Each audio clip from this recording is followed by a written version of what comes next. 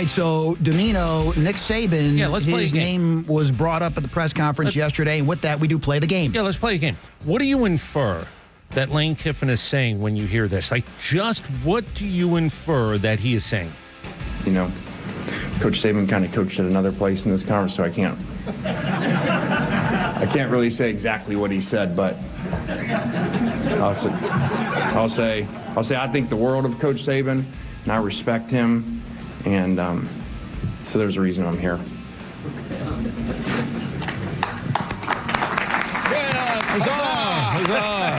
So Nick Saban told him to take the job.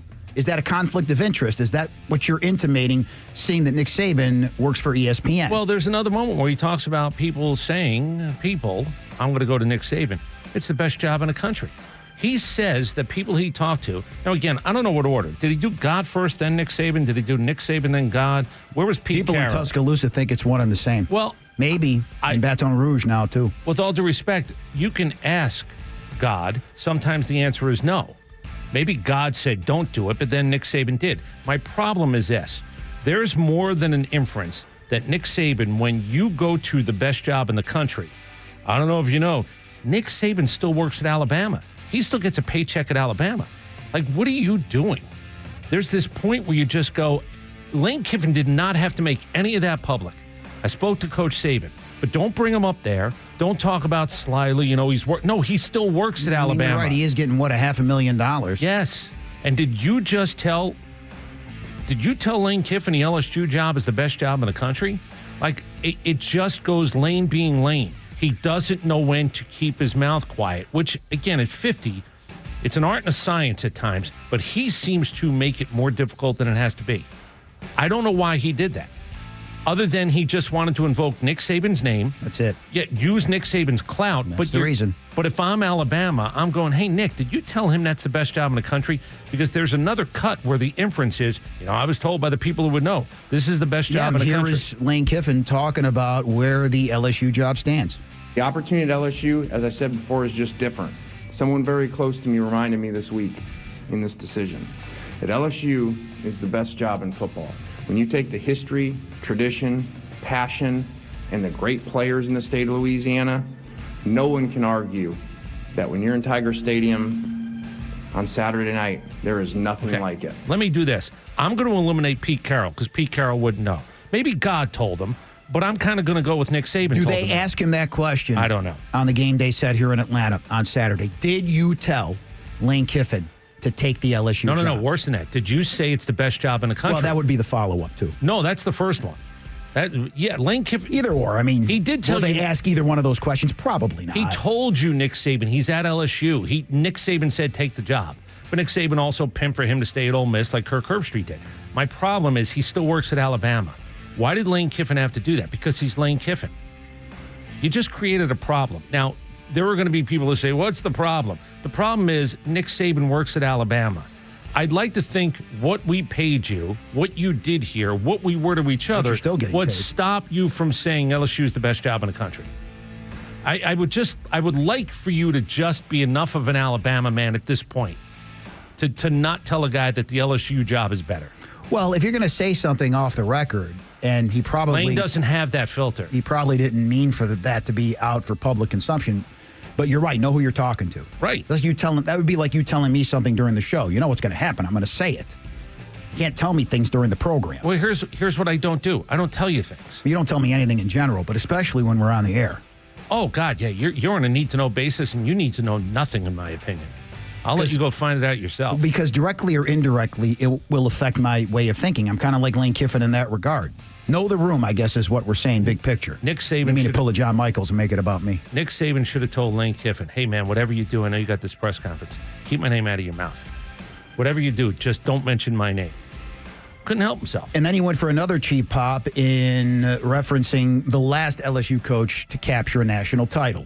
Actually, we were going by Tiger Stadium. I called one person. I called Ed Ogeron.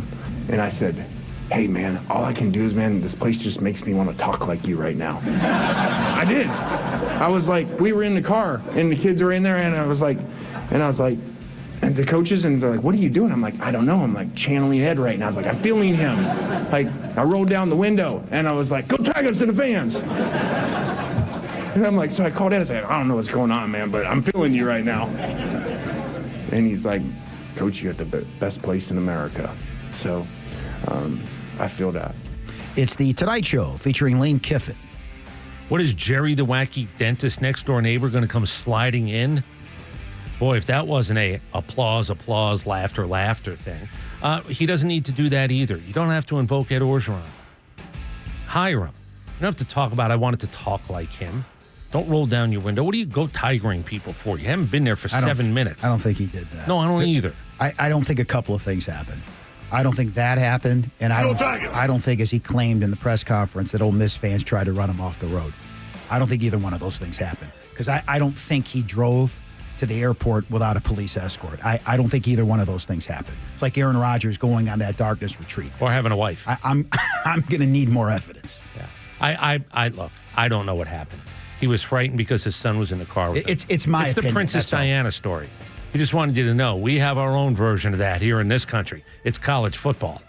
Okay. I don't listen. Maybe people wanted to flip you the bird and they wanted to get as close as possible. I'm not telling you maybe that didn't happen. The idea that you were panicked just seems a bit much. That thing should have been 3 minutes.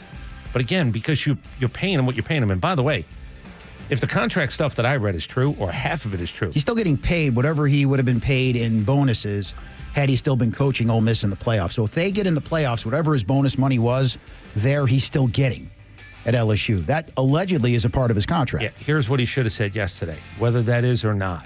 If it is, just say it. I'm going to put that in the NIL pool. Or I'm going to pay the people who work in and around the building, the locker room people. That money's going to them. That's what you're supposed to do.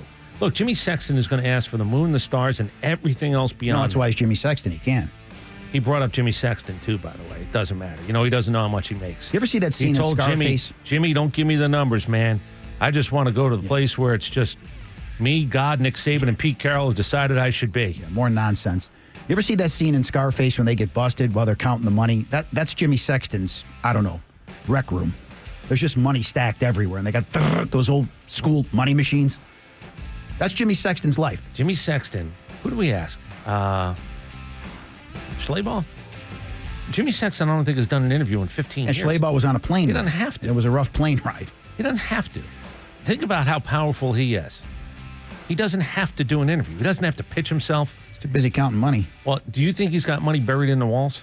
Like, do you think they were just like that saran wrap money right there behind the sheetrock? I'm not saying he has a lot of it. What I am saying is, as I make another movie reference, he's got a floor safe in his closet. Joe Pesci in Casino. I will give somebody $2. A lot of stuff in there. I will give somebody $2 if you can send me the actual picture of Jimmy Sexton's home. Because him not talking leads me to believe he might not live in what it is he could afford to live in. I'm not telling you he's Warren Buffett. He's lived in the same ranch since 1962. But if somebody can send me an actual picture, I'd just like to see something about Jimmy Sexton.